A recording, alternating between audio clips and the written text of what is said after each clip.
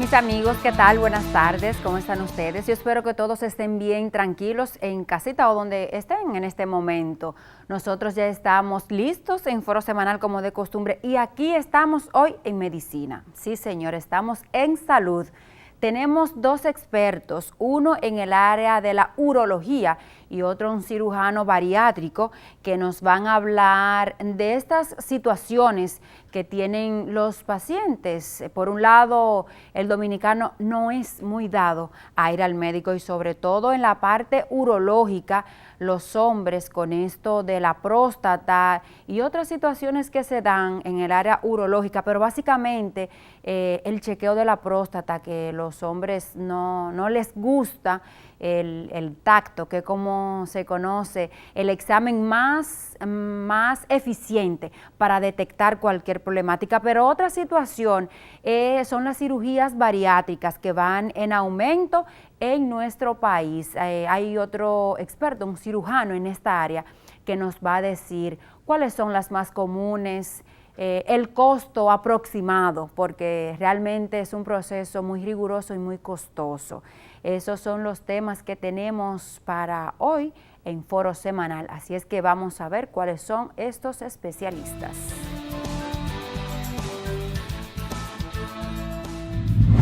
El cirujano bariátrico Ricardo Domingo reveló que en el país se practican más de 2.000 cirugías bariátricas al año. Eso está cerca por ahí por los $9,000, $10,000. Okay. Además, persiste la preocupación por la negativa de los hombres de hacerse el chequeo de próstata a tiempo. Así lo afirmó el urólogo Federico Suero Pimentel. En el examen de orina tenemos la posibilidad de detectar bacterias, tenemos la posibilidad de detectar si está sangrando por la orina, tenemos la posibilidad de detectar si hay proteínas que se están perdiendo por la orina.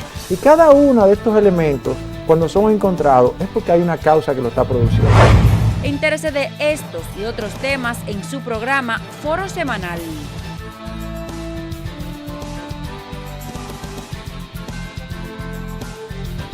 Gracias, mis amigos. Continuamos con su espacio Foro Semanal y ya estamos con nuestro primer invitado del día de hoy. Se trata del doctor Federico Suero Pimentel. Él es presidente de la Sociedad Dominicana de Urología. Buenas tardes, doctor. ¿Cómo está usted? Buenas tardes, Mari Carmen. Bienvenido a Foro Semanal. Muchas gracias por tu invitación.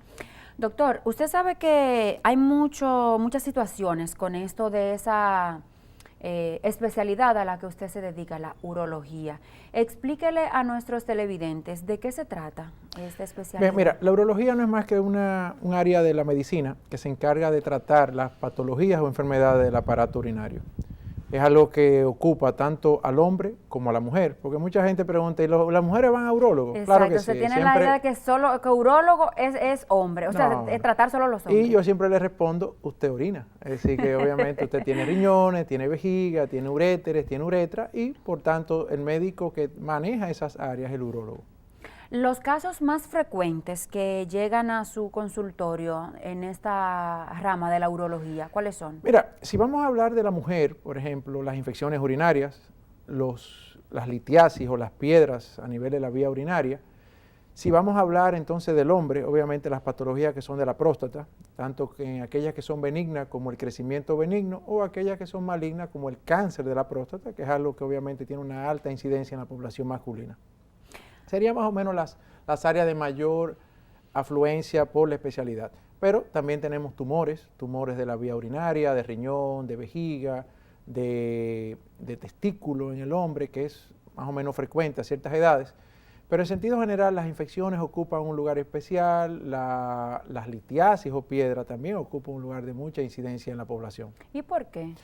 Bueno, si vamos a la mujer tiene una predisposición a las infecciones, porque la mujer tiene una uretra, que es el conducto que sale de la vejiga hacia el exterior, que es corta, está muy íntimamente relacionada a la vagina, a la parte del introito vaginal, del mismo ano, y todo esto crea un mecanismo de contaminación, vamos a decir, por la flora normal que habita ahí. Diferente al hombre, el hombre no tiene estas infecciones tan frecuentes porque el hombre tiene una uretra mucho más larga, donde es más difícil que las bacterias puedan colonizar o llegar hasta la vejiga. Otro factor importante en la mujer es obviamente cuando ella empieza su vida sexual activa, cuando comienza a tener relaciones sexuales, y es frecuente encontrar lo que llamamos la cistitis de la luna de miel, que es después de una relación sexual vienen los cuadros de lo que la gente dice mal de orina. Exacto, eso estuve viendo las informaciones en internet, que la cistitis es lo que las personas conocen comúnmente como mal de orina. Sí, que es sencillamente una sensación de querer ir al baño muy frecuentemente. Claro, puede estar asociada a bacterias, en el caso de una infección, puede estar asociada a procesos inclusive alérgicos. Tenemos cistitis por diferentes patologías, hasta por un hongo. ¿Por qué es importante visitar un urólogo con cierta frecuencia en la vida? Mira, si hablamos del hombre y hablamos de la posibilidad en que tú puedes desarrollar un cáncer de próstata, si estamos hablando que a los 62 años, si agarramos ese grupo de hombres de 62 años y comenzamos a evaluar cuántos de esos hombres tienen cáncer de próstata, es posible que de cada 10, 3 tengan cáncer de próstata. Entonces, estamos hablando de una incidencia de un 30%, que es sumamente alta. Lo importante de esto es que el hombre pierde el miedo a lo que es una evaluación, y eso obviamente te lo explicaré por qué el hombre le tiene tanto miedo a ir al urólogo. Porque Entonces, es un tabú muy fuerte que no se ha tabú. podido desterrar. Ha ido cambiando, ha ido cambiando. Pienso que el hombre cada día es más consciente de que un tacto rectal, que es como podemos tocar la próstata, realmente primero no le quita hombría al hombre, porque muchas veces es la idea de que me hacen un tacto, van a introducir un dedo por el recto y me van a quitar mi hombría. No tiene nada que ver, es decir, el tacto no es doloroso, el tacto... Pero al mismo tiempo, el tacto es lo que muchas veces nos ofrece la información para diagnosticar a tiempo la enfermedad y poderlo curar. Porque hay quienes se preguntan que por qué con avances tan importantes y significativos en la medicina sigue siendo el tacto el examen por excelencia para determinar esas problemáticas en la próstata. Mira lo que pasa, normalmente tenemos lesiones tumorales en la próstata que son lo que llamamos pétreas o duras, que solamente con el tacto podemos palparla. Okay. Claro, se ha ido avanzando, como tú dices, pero hay errores también en la población que entienden que si me sacan un poquito de sangre, lo que llamamos el PSA, que es una prueba de laboratorio, que se llama el antígeno prostático específico, que no es tan específico de la próstata, obviamente muchas veces el paciente entiende que con eso ya es suficiente. Y lo grande es que mientras más avanzado es el cáncer de próstata, menos PSA tiene el paciente, porque hay más destrucción del tejido prostático y mucho menos se va a producir esa sustancia en la próstata. Fíjate cómo tú tienes un cáncer muy avanzado, que con la prueba de sangre no podemos detectarlo. Entonces, en ese momento el tacto rectal es quizá lo único que tenemos disponible en nuestro medio para encontrar esa tumoración y orientar a una posible biopsia. Claro, tú dirás, ¿hay avances? Claro que hay avances. Es decir, hoy en día la resonancia magnética, que es un estudio radiológico en el cual se está avanzando mucho en la detección del cáncer, pero todavía en nuestro país, aunque estamos avanzando, todavía nos falta un poquito. Pienso que la población dominicana tiene que entender que todavía sigue siendo el tacto, el PSA, una sonografía, lo que nos va a orientar a si el paciente puede o no tener un cáncer de próstata.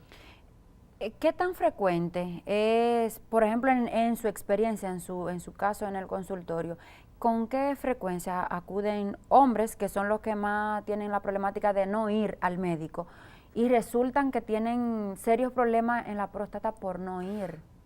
Mira, realmente yo no creo que es por no ir. Es decir, vuelvo y te reitero, es decir, nosotros nunca vamos a parar un cáncer de próstata, es decir, nosotros vamos a detectarlo a tiempo, es decir, nosotros vamos a tener un mecanismo de prevenirlo, pero sí vamos a detectarlo en un momento en que podemos operarte, podemos darte radiación, podemos ponerte algunas semillas radioactivas, que son de los tratamientos curativos que tenemos disponibles, igual que la crioterapia, que es congelar la próstata. Pero poder encontrar ese estadio donde la próstata solamente de ella está enferma y no haya enfermedad metastásica, es decir, no haya un tumor que se haya ido a huesos, que es donde normalmente tiende a irse, al pulmón, al hígado, al cerebro, que son ya estadios donde sencillamente no vamos a poder curarte y posiblemente en poco tiempo no vas a vivir. Es decir, pienso que lo importante, y cuando tú preguntas ¿con qué tanta frecuencia lo encontramos? Bueno, va a depender de la edad. Pacientes de 50 a 60 años, tú tienes una incidencia de un 10 a un 15%, pero tan pronto tú cruzas esa curva de los 62 años, aumenta un 30%. Es decir, de cada 10 hombres que entran por esa puerta, que tienen 62 años, 3 van a tener cáncer de próstata, por estadísticas. Y eso obviamente se evalúa y son las mismas estadísticas que tenemos a nivel mundial. ¿Cada qué tiempo es recomendable, en este caso, que los hombres vayan a... Mira, Maricarmen, yo entiendo que un hombre debe iniciar por lo menos un primer chequeo a los 50 años, siempre y cuando en su familia no haya cáncer de próstata. Si el papá de ese joven o de ese muchacho de 35 años tiene cáncer de próstata, tiene que iniciar a los 35 años. Pero si no hay historia familiar, si no hay una historia familiar de un cáncer en la mamá, de cáncer de mama, ese paciente puede ir perfectamente a los 50 años. Los cánceres más comunes que afectan a la población masculina, aparte del de próstata. Bueno, en el área urológica, obviamente la próstata, Exacto. no solamente en urología, es decir, a nivel de todos los tumores que invaden al hombre, el cáncer de próstata es la primera causa de tumor maligno en el hombre hoy en día. Superó ya o está igual que el cáncer de pulmón, que durante muchos años era la primera causa de muerte por cáncer. Tenemos obviamente cáncer a nivel de testículos en pacientes un poquito más jóvenes. Tenemos cáncer de pene, aunque es sumamente raro porque hay más conciencia. El cáncer de pene tiene que ver mucho con los aspectos higiénicos del individuo y tiene que ver mucho con la parte de si está circuncidado o no. Y hoy en día la gran mayoría de los niños que nacen en medios obviamente que tienen la accesibilidad a salud, normalmente se hacen su circuncisión. Entonces estos niños evitan, no es que lo evitan 100%, pero tienen una menor incidencia.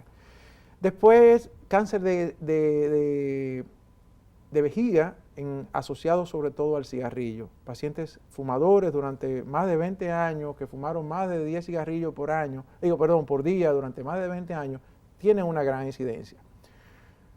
Y el cáncer de riñón, que también se asocia en cierta forma al cáncer al consumo del tabaquismo. Son los cánceres que normalmente vemos con mayor frecuencia. La disfunción eréctil, que es una parte que le preocupa mucho a los hombres, y si hay una creciente corriente del uso de los llamados estimulantes, que no son estimulantes. Estimulante sexual, y se ha dicho que eso debe ser cuidadoso en el uso de este tipo de medicamentos por los riesgos a los que se exponen los hombres. Sí, mira, a mí siempre me gusta definir cada cosa. Es decir, yo entiendo que si vamos a hablar de disfunción eréctil, es la incapacidad que tiene el hombre de tener una erección apropiada o durante su relación sexual perder esa erección durante el transcurso de su relación. Hay múltiples causas de disfunción eréctil. La más frecuente que tenemos en nuestra población es la diabetes. La diabetes y la hipertensión o la hipertensión arterial, que también es otra causa importante de disfunción eréctil. Y no por la hipertensión propiamente dicho, sino por muchos medicamentos que utiliza el paciente que es hipertenso, que tiene problemas de la presión alta y que afectan la parte vascular del pene, y la erección se produce por sangre y la sangre tiene que llegar por arteria, tiene que salir por vena, y todo esto es un factor que puede afectarte en la parte funcional en la erección. Si hablamos de hoy en día de los famosos estimulantes, que no son estimulantes, realmente estimulante sería aquel que te crea una sensación de bienestar y que tú estás en eso. No. Estos medicamentos lo que hacen es que actúan en una fase de la erección y hacen una mejoría de esa erección, la logran con mayor rigidez, porque se ha demostrado que el hombre, mientras más rigidez tiene en su erección, va a haber obviamente mucho más placer en el hombre y va a ser mucho más grato para la pareja. Entonces, esos medicamentos están diseñados para ese momento de la erección, pero tiene que haber el juego sexual, tiene que haber el deseo sexual, y cuando logra entonces esa fase de la erección producirse, entonces el medicamento tiene su efecto beneficioso.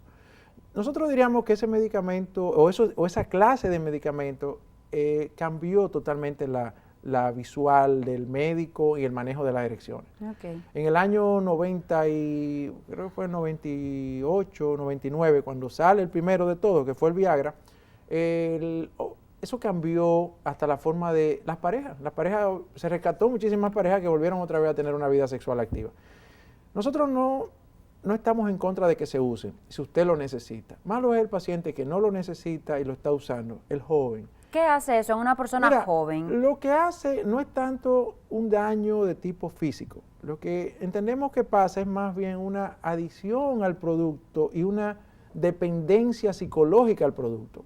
Que si tú no lo necesitas y te lo tomas porque tú decidiste que tú quieres ser el superhombre de esa noche o demostrarle a la muchacha que tú tienes fuerza, vas a crear una dependencia que si después no tomas el medicamento no vas a poder lograr una erección. Eso es lo único, creo que desde el punto de vista de joven tú puedes tener. Claro, los jóvenes inventan mucho y el joven puede mezclar este tipo de medicamentos con unos estimulantes ya de la parte neurológica.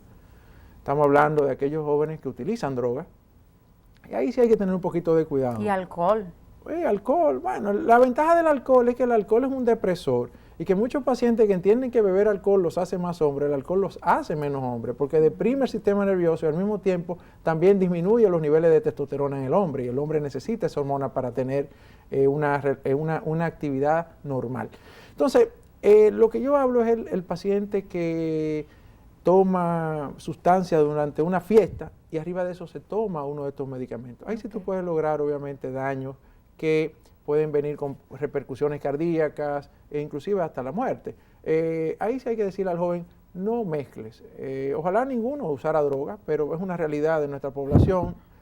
Ojalá pudiéramos concientizar de que las drogas obviamente no traen beneficios, pero mientras tanto, si las usas porque quieres destruir tu vida, no te mates utilizando otras cosas que te pueden hacer más daño. La única contraindicación que uno tiene en estos medicamentos, entiéndase el Viagra, el Cialis, el Levitra, que son las casas, vamos a decir, son los medicamentos éticos. Hay otras copias muy buenas y que se utilizan en el mercado dominicano. Es que sencillamente si ha tenido o está tomando medicamentos como los nitratos, que son medicamentos específicamente para las coronarias, ese paciente no puede tomar estos medicamentos, porque estos medicamentos van a potencializar el efecto del nitrato, que es un medicamento que abre las arterias y te va a producir una vasodilatación tan grande que el corazón no va a llegar sangre por esa gran dilatación. Okay. Entonces, en ese caso no está indicado. Pero al joven, no la tome porque si no la necesita, te vas a hacer dependiente psicológico de ella.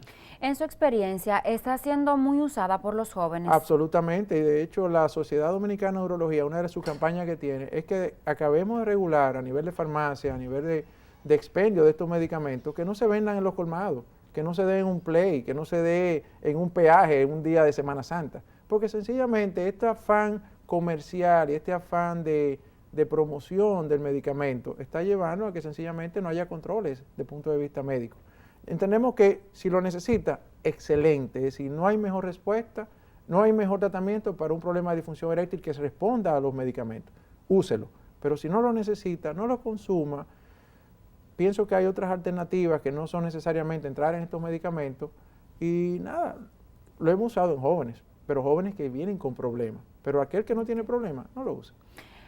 Volviendo al asunto del cáncer, ¿por qué el hombre es más propenso al cáncer de riñón? No necesariamente. Exacto, no. Esa es la creencia que hay. No, realmente no. Realmente la proporción cáncer de riñón, cáncer del hombre, en mujer y hombre es más o menos similar. Okay. Pienso que hay factores, sobre todo de tipo, obviamente siempre habrá un factor genético en todo lo que es cáncer, siempre habrá una historia familiar de algún cáncer presente en la familia que pone o predispone al individuo a desarrollar una enfermedad. Pero pienso que el tabaquismo sigue siendo una causa importante. Se ha asociado tanto el alcohol, sí, no, pero realmente no tenemos claro sobre el alcohol, sí el tabaquismo. Quizás el hombre es más fumador hoy en día, la mujer es más consciente del cigarrillo, esto quizás es un factor que puede predisponer más a que el hombre aparezca con cáncer de riñón.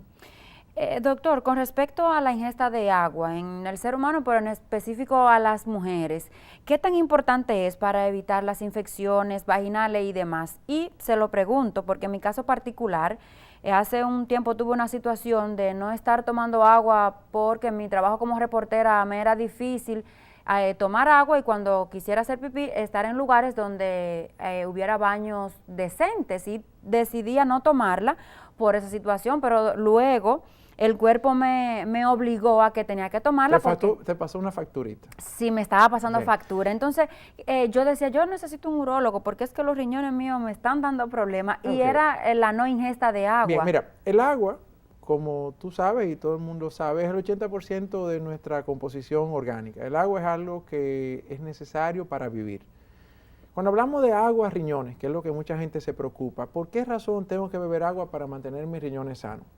En primer lugar, cuando producimos piedra y nuestra población dominicana, una de las primeras causas por la cual produce piedra, aparte de una ingesta alta en sodio, entiéndase la sal, aquí le echamos sal a todo. Es más, hasta al dulce le echamos sal. Hasta salami frito, hay gente que se lo comen con sal. Salami con sal. Es decir, la sal, si no es manejada con un gran volumen de agua en nuestro organismo, esta al salir del cuerpo va a arrastrar otra sustancia. Una de esas que arrastra normalmente es el calcio.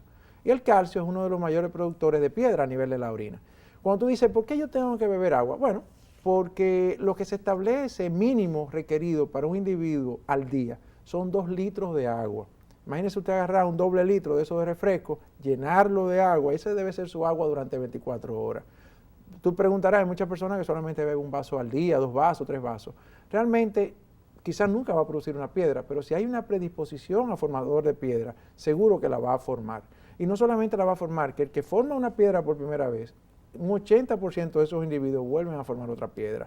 Y las piedras, a medida que se van formando, van aumentando su volumen. Y a medida que van creciendo dentro del organismo, lo que al final hacen es que destruyen el tejido renal. Entonces, ¿por qué beber agua? Bueno, por todo, es decir, todas nuestras funciones del organismo necesitan agua. Todos nuestros riñones filtran ese líquido que va en la sangre y produce eso que conocemos como orina. Como es un filtrado, ella va a traer consigo una serie de sustancias que deben ser eliminadas. Cuando tú no bebes agua y tu organismo entiende que está seco, él no produce más orina, al contrario, él lo que hace es que cierra la llave. Y en vez de servir como un filtro, lo que hace es que no filtra nada, porque él se está cuidando de no perder esa agua esencial que hay en su cuerpo, no la quiere perder, entonces no te hace orinar. Imagínate. ¿Y qué pasa con el riñón cuando...? No, mira, no es que el riñón se te va a dañar porque no estás orinando, es que el sistema completo de nuestro organismo necesita que filtre la urea, la creatinina, los elementos sodio, potasio, calcio, fósforo, magnesio, todo eso debe ser pasado por los riñones. Y si esto tú no lo logras porque estás ingiriendo agua, vas a tener un daño. En el caso específico de la mujer, que tú decías, ¿por qué no produce infecciones no tomar agua? Uno de los mecanismos primarios que tenemos para evitar infecciones, sobre todo en la mujer, que es sumamente susceptible a las infecciones urinarias, sobre todo por la Escherichia coli, que es la bacteria más frecuente que va a haber en la mayoría de los cultivos que hay en la orina, es que cuando tú no bebes agua y no orinas, tú no tienes un primer mecanismo de defensa, que es el barrido de bacterias. Es decir, cada vez que tú haces pipí, ahí se van miles y millones de bacterias, que si tú no lo haces, obviamente esas bacterias van a ir creciendo dentro de tu vejiga y van a producir una infección posteriormente. Aparte de eso, el estreñimiento. Sí. Sé que ahorita vendrá posiblemente un amigo cirujano que te hablará mucho más de la parte de estreñimiento, o podrá hablar más de la parte intestinal, pero cuando tú dejas de beber agua, tú creas en tu organismo mecanismos hasta de poderte hacer constipación, y esa misma constipación a nivel de esa parte que es la ampolla rectal, crea mucho más bacterias. Esas bacterias pueden pasar por el sistema linfático, por el sistema vascular, a la parte por translocación, pasan al sistema urinario y te infectas. Así que el agua en definitiva es beneficiosa. El agua te mantiene joven, ustedes las mujeres y los hombres también, que necesitan el agua para, la piel se mantiene hidratada, es decir, todo mejora cuando ingerimos agua. Doctor, finalmente, ¿por qué es importante hacerse el análisis de la orina? Mira, el examen de orina es vamos a decir, una radiografía de cómo está tu sistema urinario. En el examen de orina tenemos la posibilidad de detectar bacterias, tenemos la posibilidad de detectar si está sangrando por la orina, tenemos la posibilidad de detectar si hay proteínas que se están perdiendo por la orina. Y cada uno de estos elementos, cuando son encontrados, es porque hay una causa que lo está produciendo. Si hay infecciones, se tratan. Si es un problema nefrológico, que tu riñón está perdiendo proteína, hay que tratarlo. Porque y con un simple análisis de la orina se puede dar cuenta. Con un simple análisis de orina, tú puedes tener una gran cantidad de signos que te orientan a enfermedades.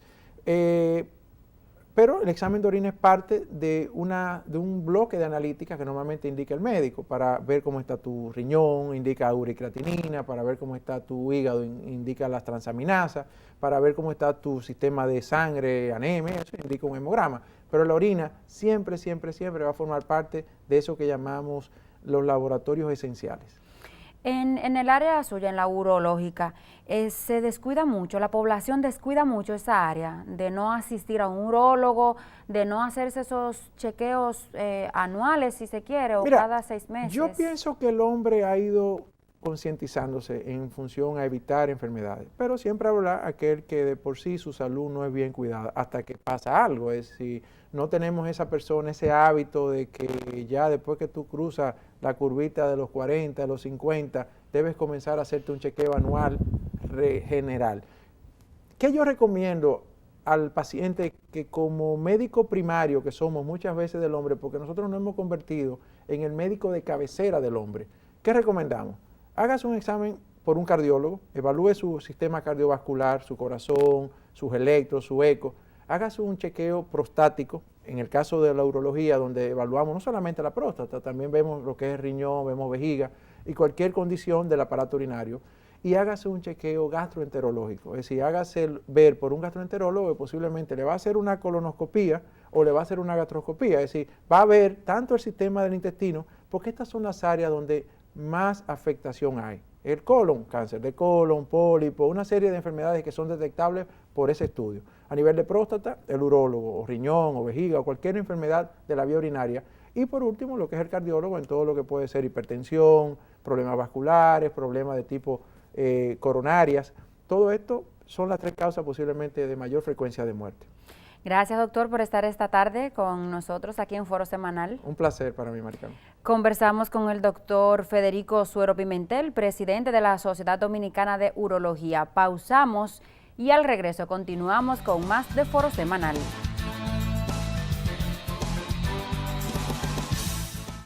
Miembros del Ejército de República Dominicana apostados en Atillo Palma de Montecristi detuvieron un camión con 184 sacos de ajo de 22 libras cada uno, totalizando 4.048 libras.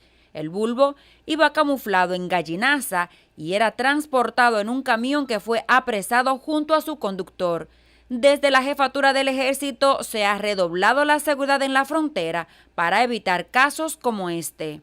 Otros a quienes también detuvieron fueron a 2 hombres y una mujer mientras decomisaban 14 paquetes de drogas tras un allanamiento en una localidad de Higüey. Los detenidos son 2 dominicanos y la mujer de nacionalidad haitiana, quienes fueron sometidos a la justicia por la Dirección Nacional de Control de Drogas.